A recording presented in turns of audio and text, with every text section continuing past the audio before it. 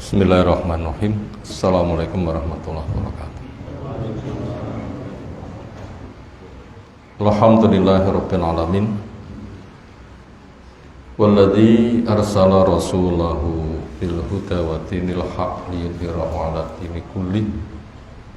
Wa kafa billahi syahida wa asyhadu an la ilaha illallah wahdahu la syarikalah. Wa asyhadu anna Muhammadan abduhu wa rasuluh. Allahumma shalli ala Muhammad wa ala alihi wa ashabihi wa man tabi'ahum bi ihsanin ila yaumiddin. Ya ayyuhalladzina amanu taqullaha haqqa tuqatih wa la tamutunna illa wa antum muslimun wa ba'du. Fa inna asdaqal hadisi kitabullah wa khairal hadyi hadi Muhammadin sallallahu alaihi wasallam wa syarrul umuri muhdatsatuha fa inna kulla muhdatsatin bid'ah wa kulla bid'atin dhalalah wa kulla dhalalatin finnar. Ayyuhal ikhwah, a'azzana Allah subhanahu wa ta'ala. Pujian syukur kita semata dihaturkan kepada Allah Ta'ala. Di antara keberadaan yang punya sifat sayang, Allah adalah paling sayang. Sayangnya makhluk karena mereka diberi. Sayangnya Allah karena Allah mensifatkan diri dengannya. Yang kadar kesayangan Allah adalah puncak yang Allah firmankan. Nukilan salah satu ayatnya, dia adalah arhamu ar-rahimin, di antara yang punya sifat sayang, paling sayang. Kalau dunia bersama isinya kepada siapapun diberikan gak masalah, karena saking gedene kekayaan Allah. Tapi kalau sayang Allah dalam bentuk ridhonya, hidayah yang diberikan sehingga hamba mengenal dan menghamba kepadanya, tulus ikhlas mengharapkan surganya, ini hanya untuk orang tertentu saja. Semoga kita termasuk di antaranya. Karena di antara satu hadis menyebutkan, idza ra'aitum man ya'tatu ilal masjid fashhadu bi annahu mu'min. Bila kamu menyaksikan orang yang bolak-balik, iktada, ada yang waktu itu kembali, iktada itu mengupayakan balik, bolak-balik, artinya keluar masuk. Bila kamu jumpai ada orang yang seperti itu keluar masuknya ke masjid, saksikan dia adalah mukmin. Tanda mengimani pada Allah.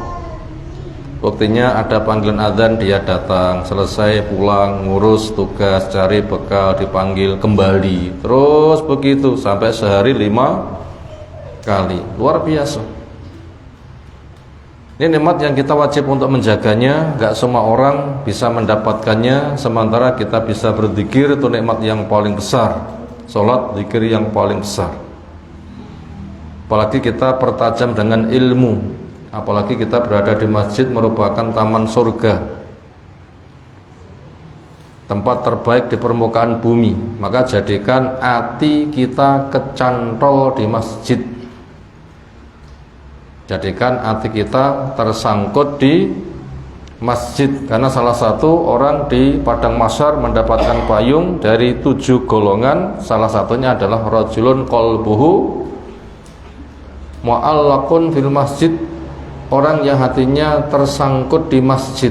Artinya ada panggilan datang, selesai pulang tugas, mencari bekal, panggil, datang lagi, dan terus dia memakmurkan. Dan siapapun yang mendukung untuk program ini, luar biasa. Apalagi kita di majelis ilmu taman surga, lebih lengkap. Yang kita kaji pun juga buku cerita tentang taman surga, yaitu Riyadhus Shalihin. Apa makna Riyadhus Shalihin? Tamannya orang-orang soleh.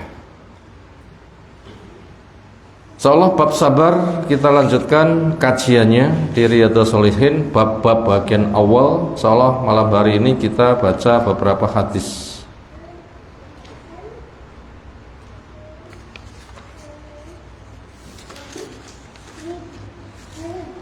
Di buku saya tertulis hadis ke-50. Penomoran yang lain ada yang ke-49.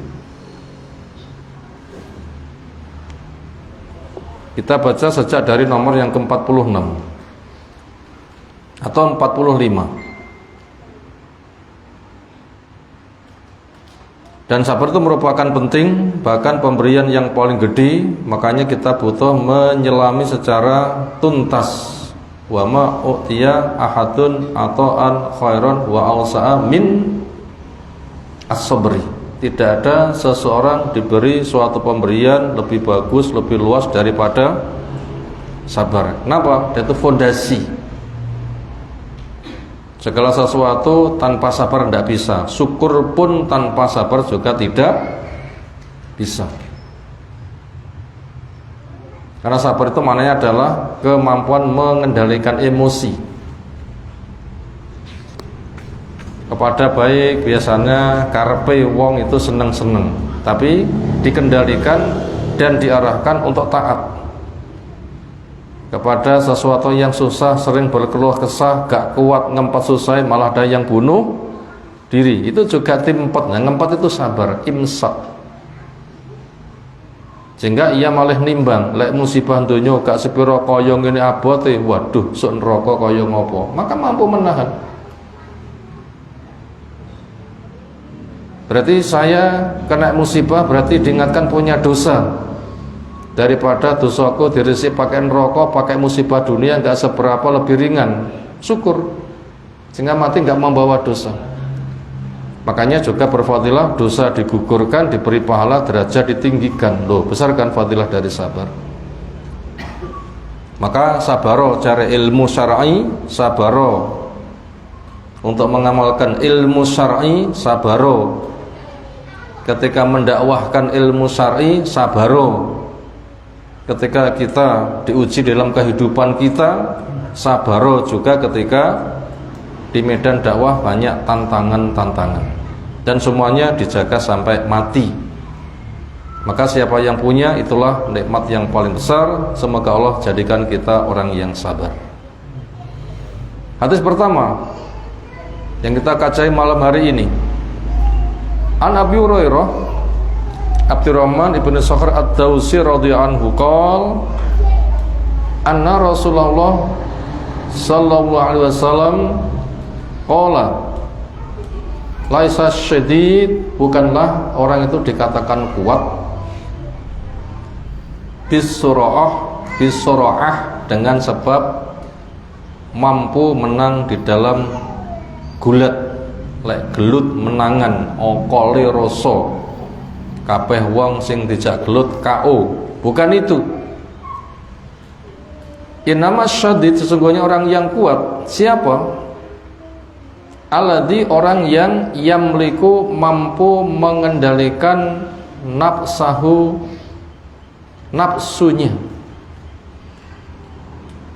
indal ghadab, ketika sedang marah.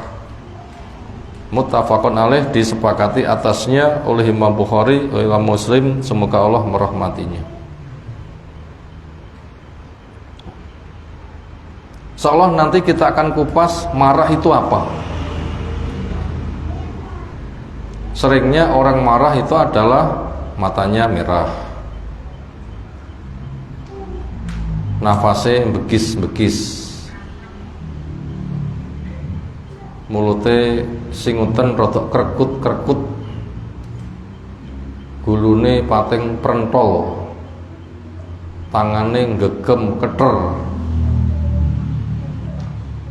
yang dimarahi mau dipukul ben KO. Kesan umum gitu kan marah itu. Atau ekspresi yang lain yang senada dengan itu. Nah, orang itu dikatakan kuat, mampu mengendalikan kondisi ngono kuwi, sehingga matanya biasa, wajahnya pun juga tidak memerah, nafas pun juga longgar. Boleh nafsunya bergejolak tapi mampu ditahan, tetap berkepala dingin. Nah, itu apabila bisa seperti itu namanya orang kuat. Was-sur'ah bidhamis shad su wa fathir ra. Wasluhu indal Arab, aslinya menurut orang Arab itu dari kata man yasra'u an-nasa katsiran, orang yang banyak meng-KO kepada manusia secara umum. Kita baca dulu hadis berikutnya. An Sulaiman ibni Surat radhiyallahu anhu qala kuntu, ada saya jalisan duduk ma'an Nabi, bersama Nabi sallallahu warajulani, sementara ada orang jumlahnya 2, yastabban, keduanya saling caci, lo-loan, gontok-gontokan, bengkerengan, tengkar. Wahaduma, salah satu dari keduanya, kot sungguh ikhmarrom, beranang, memerah wajahnya, wantafaqat, dan mengembang audajuhu, urat lahirnya. Faqala, berkomentar Rasulullah sallallahu alaihi wasallam, ini sesungguhnya saya la'alamu, betul-betul tahu, kalimatan, suatu kalimat, lau qalaha, andaikan dia mau mengucapkannya, la dhahaba, niscaya hilang, anhu, darinya, mayajitu, apa yang ia jumpai dari emosi marah yang sedang membara.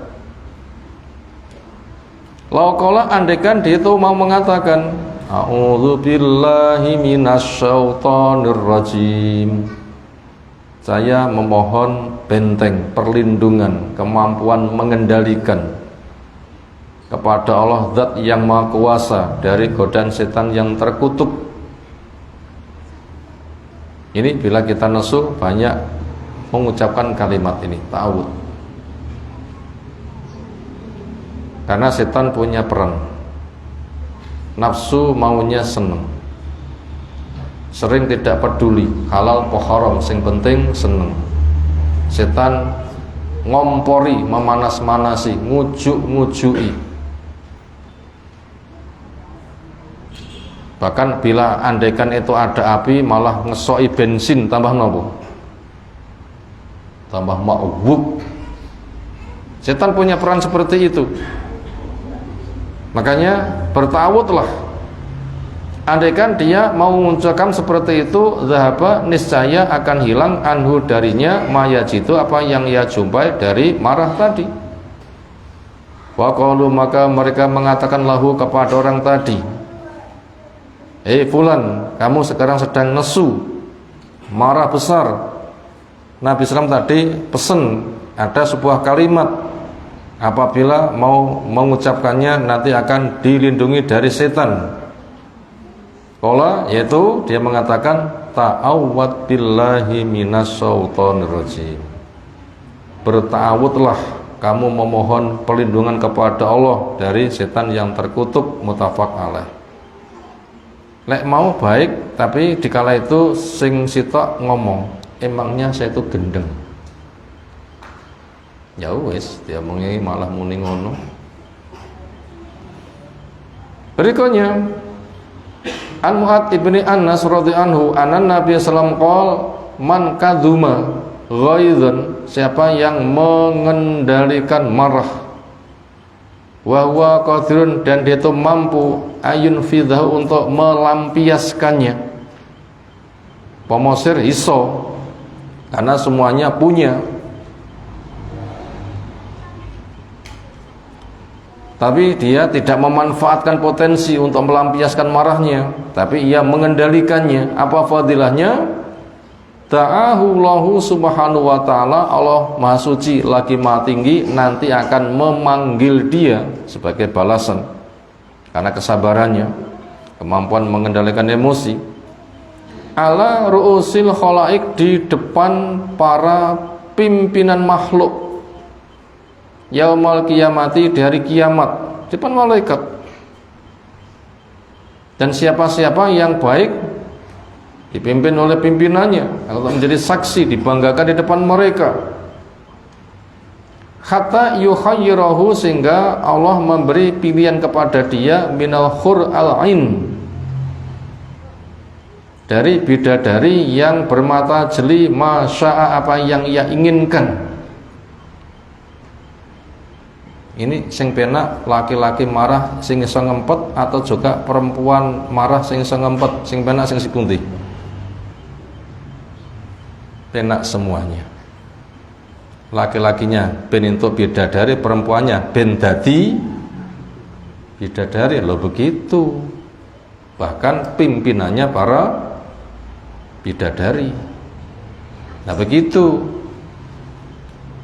Karena orang baik untuk orang baik, laki-laki penyabar untuk perempuan penyabar.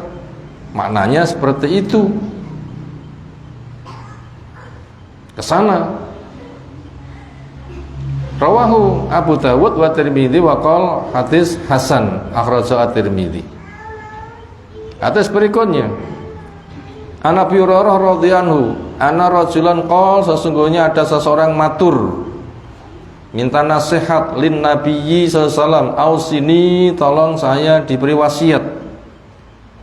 Sebuah pesan yang akan terekam, nanti akan saya jalankan hari ini atau ke depan. Qal, jawabnya, la taghdab, kamu jangan marah. Artinya marah nggak bisa dihindarkan, tetapi kendalikan. Orang bisa dilepas dari marah nggak? Dilepas dari marah sama saja dilepas dari nyowo. Wong ngerasa nesu berarti ibaratnya awake renek nyowoni, nggak bisa dipisah. Ibaratnya api hilang panasnya, kangge nopo? Nggak bisa untuk masak dan penghangat. Makanya jangan marah, artinya jangan kamu lampiaskan. Ketika marah, empeten, sehingga perilakumu nanti akan terkontrol. Maknanya begitu. Jangan saben-saben muncul emosi, lampiaskan. Akhirnya semua jadi korban, suami, istri, orang tua, anak, hewan.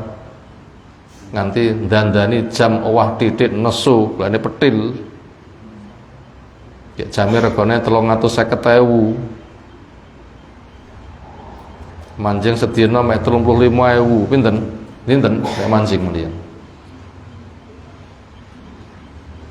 Nek manjing setengah mati. Bape mancil mengkis-mengkis. Resikonya besar kan bila kita gambarkan seperti itu. Makanya jangan gampang dilampiaskan, tapi empeten. Faradata, maka Nabi SAW mengulang-ulang miroron berkali-kali qala, dengan pesan la taghdab, kamu jangan marah, artinya jangan kamu gampang kamu lampiaskan. Rawahu Al-Bukhari. Satu lagi salah, wa Nabi Hurairah radhiyallahu anhu qala dawuh Rasulullah SAW, ma yazalu, tidak henti-henti al-bala'u, petaka menimpa bil mukmin, pada mukmin yang laki, wal mukminah, dan mukmin yang perempuan. Sebagaimana hadis yang kita kaji kemarin, ketika Allah mencintai hambanya akan banyak diberi ujian. Makanya bila kita sering terkena ujian, balak, petaka, jangan keronto-ronto. Nasib obah saobah kok ciloko. Nanti keronto-ronto ngoten niku. Kendalikan. Bila kita mendapat musibah langsung kelingan, ini takdir. Enggak mungkin dikatakan bukan takdir. Kenapa? Karena kenyataannya terjadi. Pokok terjadi, namanya apa? Takdir. Dan Allah ketika mencipta takdir enggak ada yang sia-sia. Kita kok merasa sial, ya dosamu itu ya harus kamu benahi. Sialmu dengan musibah kamu diberitahu, itu kamu pancing dengan dosa. Maka dosa segera singkirkan. Nah begitu. Ibaratnya wong ketemplekan geni panas, aja panggah ditemplekne, yen ndang dicabut genine, panggih ngoten. Yen ndang ditambani. Jadi musibah terjadi itu dengan sebab dosa, makanya segera cabut dosa itu. Mestinya itu ke sana. Dan tilik nih, musibah dunia gak sepiro kaya ngono, sok neraka kaya ngopo. Apa kamu tuh suka nek dunia diujo, di akhirat ciloko? Padahal musibah itu untuk menggugurkan dosamu, mati nggak membawa beban blas. Bila kamu ridho, Allah memberi pahala, dosa digugurkan, derajat ditinggikan. Mestinya seperti itu. Makanya bila kita kena bala, gitu pemikiran kita.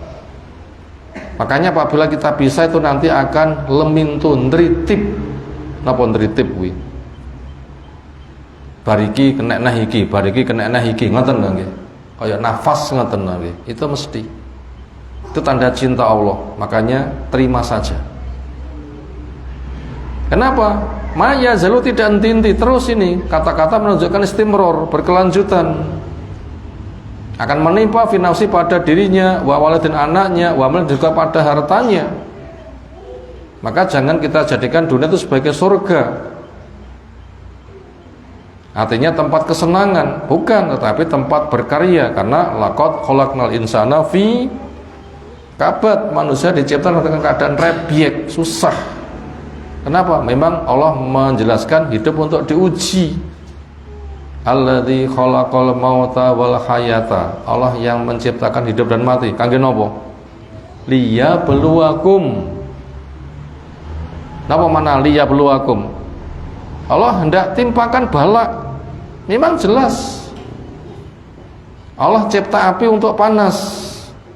Allah cipta gula untuk manis.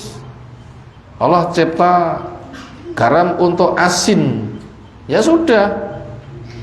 Allah cipta hidup untuk diuji. Ya sudah, selesaikan saja. Bocah sekolah gak ujian terus mesti kira-kira. Ya ora entuk rapot, ra munggah, gak entuk ijazah. Senada dengan itu, memang untuk diuji. Makanya jangan untuk surga tapi untuk diuji. Bahagiamu di mana? Bahagia kita itu berada di dalam sadar. Hidup untuk diuji dan bisa menyelesaikan. Ketika diuji seneng, nek donya seneng, mek kaya ngene luar biasa, sok surga kaya ngopo. Ben tambah semangat taat. Nek neraka dapat musibah kaya ngene lara, sok neraka kaya ngopo. Ben semakin semangat menjauhi maksiat. Itulah bentuk ujian. Itu akan menimpa kepada semuanya. Hatta yalqaullah, sehingga dia ketemu Allah Ta'ala, wama alaih, dan tidak ada padanya khotiatun, dosa. Berarti metu dari dunia blas ranggawa dosa. Makanya jangan dikomentari. Kayak biasa ngaji, amale ya apik, akidah ya tata, salate ya jejeg, tapi kok dikerek penyakit.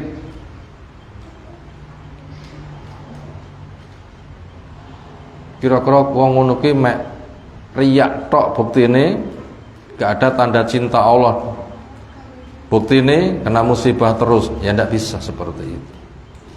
Justru yang benar adalah orang itu semakin berilmu, berakidah, amal baik, itu musibah akan terus terjadi. Kenapa? Jelas hadisnya kita baca, tidak henti-hentinya. Mukmin laki perempuan akan ditimpakan bala pada dirinya, anaknya, hartanya, ujung-ujungnya mati, terus mendapatkan, tapi fadilahnya dia enggak membawa dosa belas. Makanya ketika mati itu senyum. Kenapa? Dihibur oleh malaikat. Allah takhafu wa la tahzanu wa absyiru bil jannah. Gak usah wedi, gak usah susah, senengo dengan surga yang kamu dihibur. Sehingga beratnya mati dapat hiburan, senyum. Semoga kita nanti bisa demikian. Itu menunjukkan mati gak membawa dosa, buktinya senyum. Rawahu at-Tirmidzi wa qala hadis hasan sahih. Nah, itu ada 5 hadis yang kita baca pada kesempatan malam hari ini. Berikutnya kita mengambil pelajaran apa saja yang bisa kita rangkum. Mau dicatat silahkan. 1. Setiap orang punya hak. 1. Hidup. 2. Akal. 3. Keturunan. 4. Harta. 5. Agama.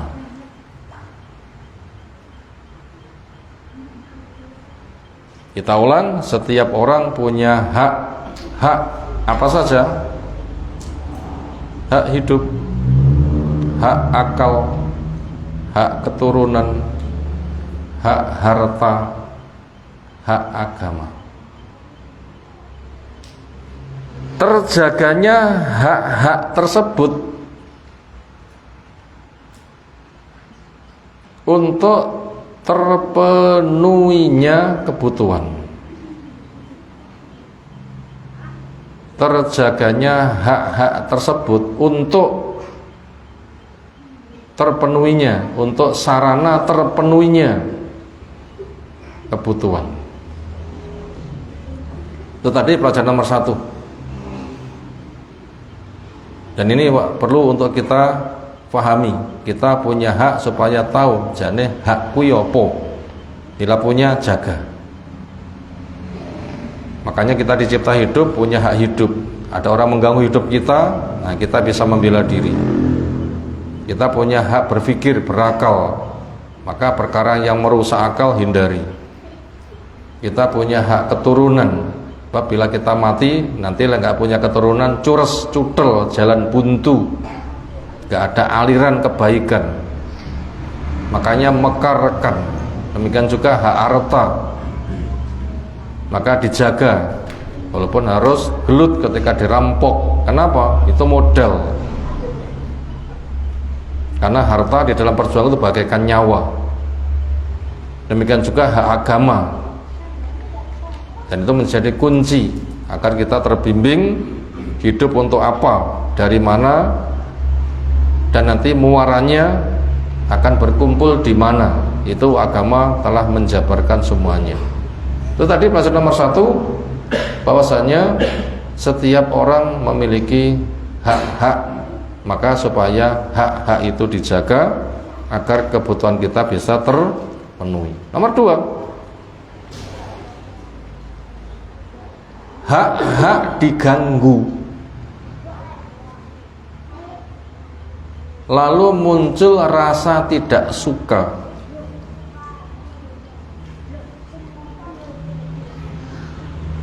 dan membelanya. Hak-hak diganggu, muncul rasa tidak suka, yaitu kepada yang mengganggu, lalu membelanya. Ini disebut dengan marah, atau disebut dengan emosi, atau disebut dengan cemburu,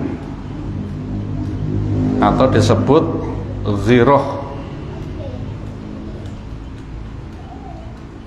Jadi bahasa kita gairah.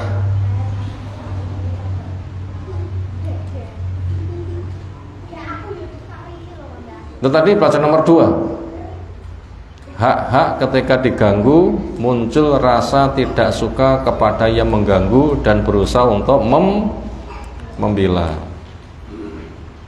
Maka orang yang membela haknya ketika diganggu ada rasa tidak suka, ingin membela diri dan menuntut kepada yang mengganggu, itu biasa disebut dengan marah, cemburu, emosi, ziroh. Nah begitu. Maka daripada itu, di sini kita diberitahu bahwasanya manusia tidak bisa lepas dari yang namanya marah. Bisa dilepas dari marah? Tidak bisa. Memang itu senjata untuk membela hak. Itu memang senjata untuk membela hak. Makanya hadis yang telah kita baca di atas, la taghdab, kamu jangan marah, maknanya itu bukan marah itu dibuang. Kayak ketempelan ular, ularnya dibuang, bukan begitu. Kenapa? Marah itu bukan ular, tapi marah itu merupakan alat membela hak. Haknya diganggu, tidak suka, lalu membela diri, menuntut kepada yang mengganggu. Itu orang marah. Itu tidak bisa dihilangkan itu. Makanya jangan buang diri kita dari sifat marah. Makanya makna jangan marah artinya jangan dilampiaskan tanpa dikelola. Nah begitu, jangan dilampiaskan tanpa dikelola, tapi kelola dengan baik. Itu tadi pelajaran nomor 2. Nomor 3, hukum marah asal boten tiang nesu. Yang pertama boleh, yaitu menuntut dan membela hak dengan cara yang benar. Boleh menuntut dan membela hak dengan cara yang benar. Misalnya kita sedang diganggu, maka kepada yang mengganggu dikatakan takwalah, kamu jangan mengganggu, emangnya kamu suka diganggu.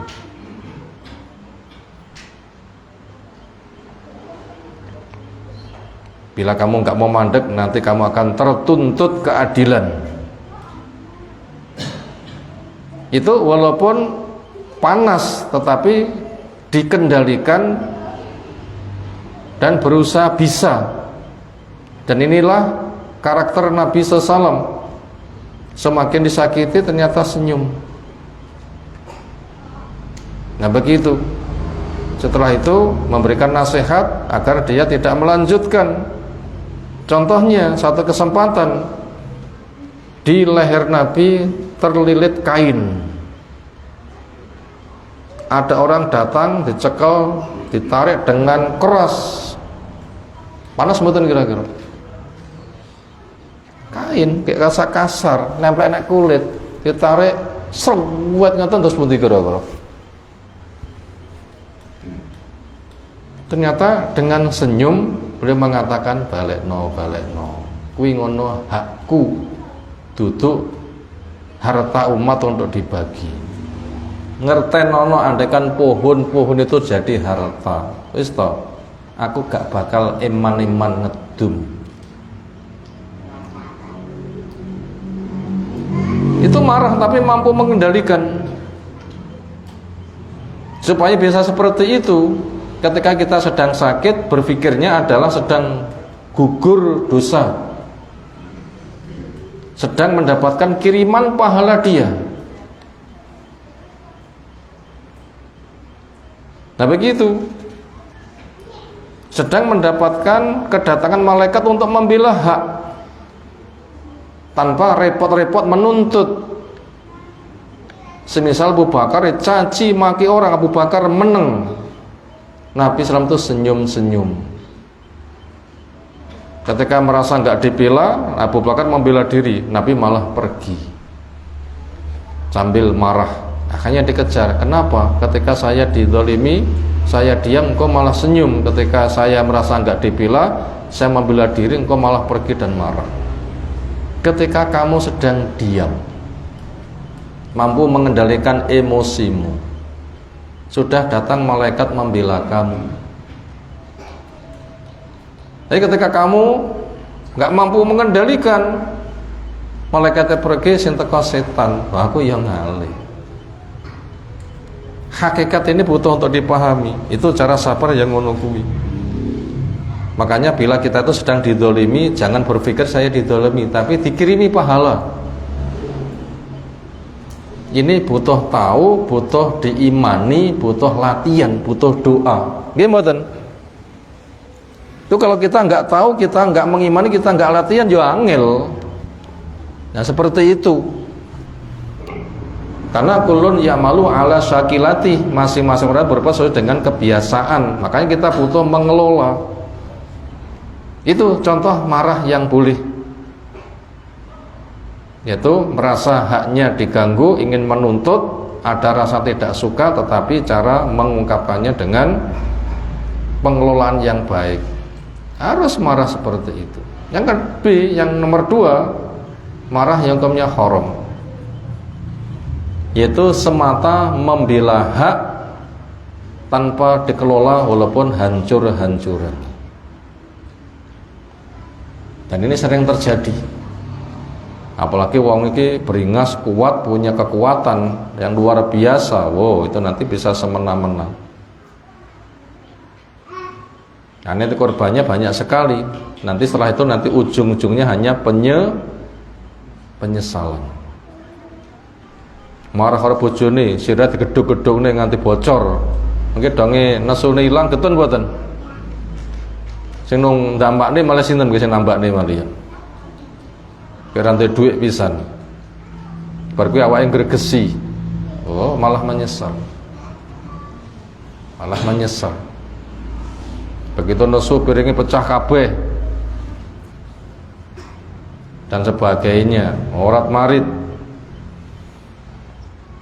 Makanya dikendalikan, timpet. Dan bacaan yang ketiga, yang keempat, menuntut hak dengan benar dan mampu mengendalikan gejolak marah. Menuntut hak dengan benar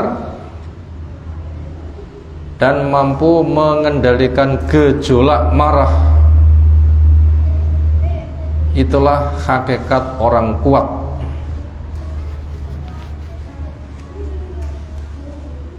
Saya ulang yang ketiga kali, menuntut hak dengan benar dan mampu mengendalikan gejolak marah.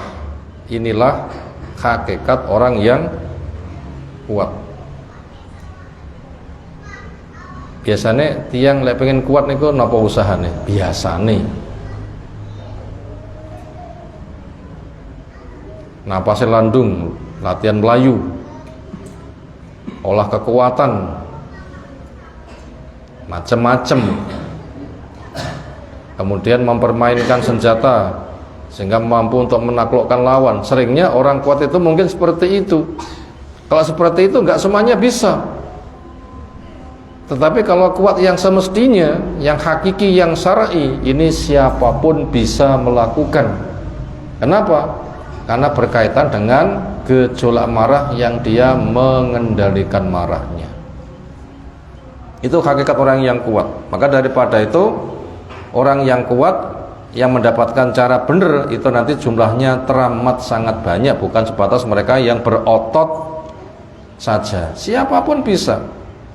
Sampai paling didolimi, paling lemah, paling miskin, paling sakit, tapi bisa mengendalikan emosinya.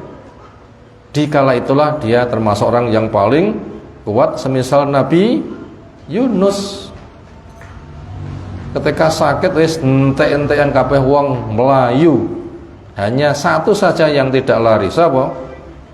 Istrinya yang super sabar.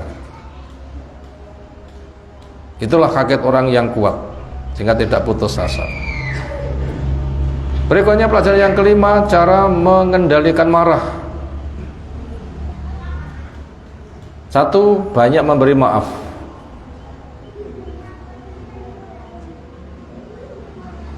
Nomor 2, tertarik pada fadilah sabar. Nomor 3, doa. Nomor 4, latihan.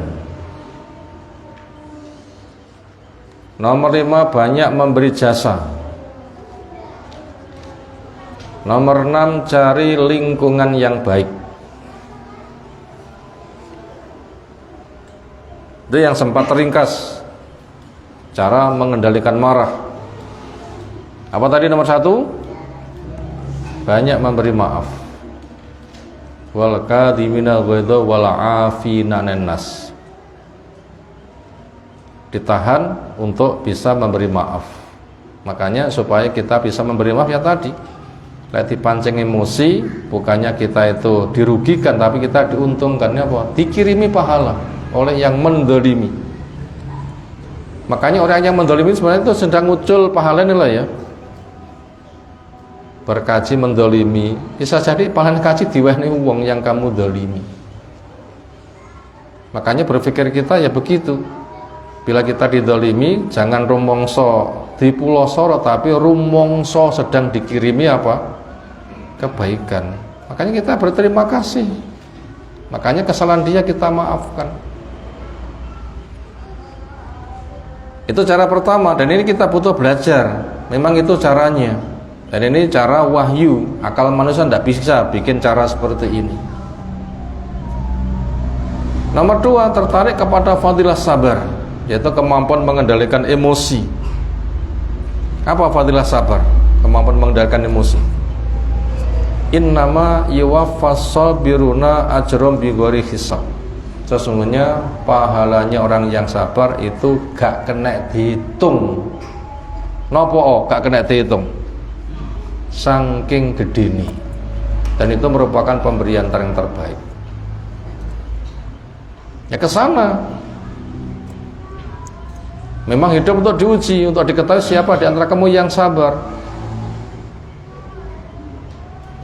Wala nabluwanakum hatta na'lamal mujahidin minkum was-sabirin. Dan kami pasti uji kamu sehingga kami bisa buktikan siapa di antara kamu orang yang memang betul bersungguh-sungguh dan orang yang bersabar. Makanya itu pahalanya tidak bisa dihitung. Pemberian terbaik. Itu cara kedua. Ini harus dipahami. Yang ketiga doa. Apa doanya? Allahumma afrik alaina sabra. Ya Allah, curahkan kepada kami kesabaran. Wasabit aqdamana, kokohkan pendirian kami. Wansurna ala qaumil kafirin, tolong dari orang yang kufur, yang mengganggu. Itu yang ketiga. Yang keempat, latihan. Harus latihan. Latihan ngempet. Latihan mengendalikan. Itu apabila selalu menjadi program, oh ternyata orang patek sabar, nanti bila ada lagi saya akan untuk berusaha, nanti Allah akan membantu nanti. Dan itu akan terjadi berulang-ulang. Makanya banyak muhasabah. Lalu yang kelima, supaya banyak memberi jasa. Kenapa? Karena termasuk akhlak yang bagus ketika dijeleki bukan membalas yang jelek, tapi membalas yang baik. Bahwa kalau orang itu sedang dijeleki membalas yang sama, apa bedanya dia antara yang menjeleki dan yang dijeleki? Romong sapi didolimi wong tapi membalas yang semisal kan sama dengan dia.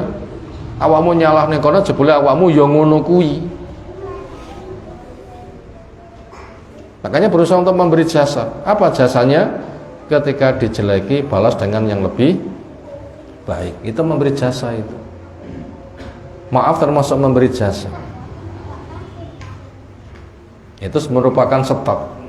Maaf termasuk memberi jasa. Itu setat itu. Dan banyak jasa-jasa nanti ketika orang itu terjun nanti akan tahu apa yang butuh saya berikan. Apa yang butuh saya berikan. Karena pemberian jasa itu bisa menjinakkan hati. Bisa menjinakkan apa? Hati. Innal hasanat yudhibna asayyiat. Amal yang baik itu bisa menghilangkan yang jelek-jelek. Tahatau tahabbtum, supaya kamu saling memberi hadiah, akan terikat rasa kasih sayang. Lalu yang keenam, supaya mencari lingkungan yang baik. Artinya lek enggak gelem kena geni ya aja dolanan geni. Gak gelem kena geni dolanan geni. Terus pundi? Ya cari lingkungan yang baik, yang kondusif, hijrah. Pemicu-pemicu itu hilangkan. Cari lingkungan yang baik.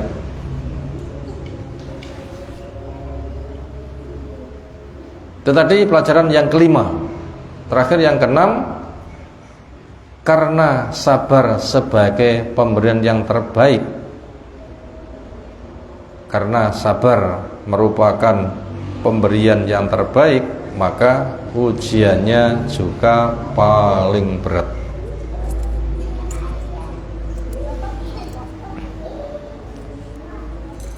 Titik.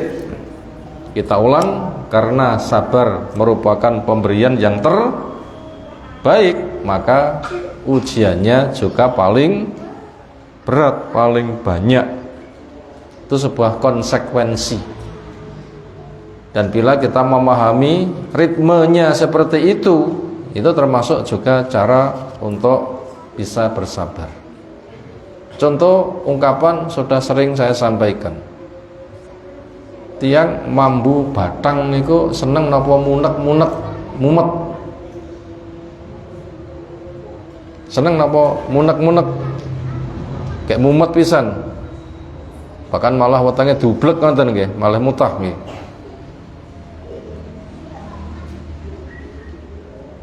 Lek ngoten ketipun turuti dokter bedah mayit napa penggayane? Napa penggayane? Ya mek mumet terus, gak bakal betah dia nanti jadi dokter.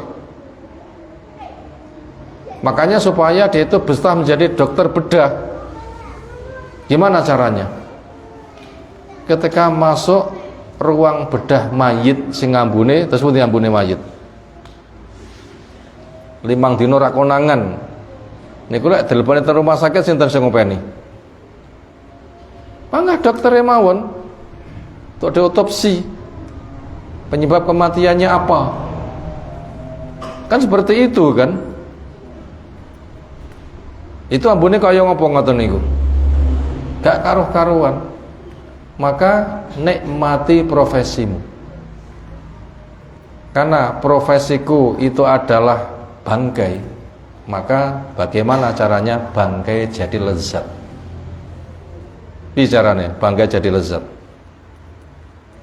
Begitu masuk ruang bedah, irunge pun disumpeti, buka wae maskere, ambune sirahe nak sawedoten pol, hangaten nggih, lebokne kabeh hambu badhek niku. Lek jeroane karo njabane padha niku imbang. Mboten percaya? Wonten banyu jumlahnya pun akeh, terus disekat, sekatnya rapatek kuat, banyu nggih, kan rata nggih permutan banyu niku nggih, niki wombo, sekatnya ra kuat, jebol mboten, jebol. Maka daripada itu jangan mempertahankan sekat, tapi jebolan pisan. Napa? Lek wis permukaannya rata, ada tekanan air? Enggak ada. Jadi ambu badhek bila sudah masuk ke ruangan tubuh, njaba karo jero ambune padha, itu nanti biasa. Dan tidak percaya ya dokter bedah mayat tanya saja, itu teorinya. Kita pun juga demikian. Supaya musibah itu tidak terasa berat, ya sadar memang hidup untuk ditimpa musibah. Cari kenikmatan di balik musibah itu apa? Memang Allah ketika mencintai hambanya akan banyak diberi ujian. Ya memang begitu alamnya. Bila kita memang menyadari, kita nanti akan mendapatkan kenikmatan. Mana nikmatnya? Alhamdulillah saya bisa sabar. Kan itu. Di sana itu ada kenikmatan. Apa? Bisa sabar. Itu tadi pelajaran yang ke-6, sabar sebagai pemberian terbaik, maka ujiannya pun juga paling berat. Demikian 5 hadis yang kita pelajari malam hari ini. Insyaallah hadis-hadis yang lain kita kaji menyusul. Semoga apa yang telah kita pelajari Allah berikan ilmu bermanfaat untuk kita semuanya. Ada tanggapan, disilahkan. Sekira cukup istirahat. Subhanakallahumma bihamdika asyhadu an la ilaha illa anta astaghfiruka wa atubu ilaik. Assalamualaikum warahmatullahi wabarakatuh.